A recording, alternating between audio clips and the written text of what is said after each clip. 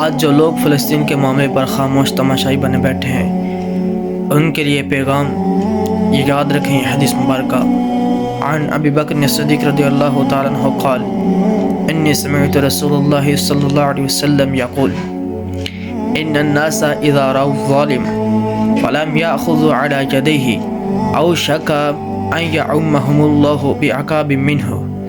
فرمایا کہ جب بندے دیکھیں ان الناس اذا رأوا الظالم، جب لوگ دیکھیں ظالم کو ظلم کرتے ہوئے، فلم يأخذوا على يديه، تو وہ اس کو اپنے ہاتھ سے نہ روکیں، اوشک ان يعمهم اللہ بعقاب منہ، فرمایا قریب ہے کہ ان کو بھی اللہ پاک ان پر بھی بڑا عذاب نازل فرمائے گا۔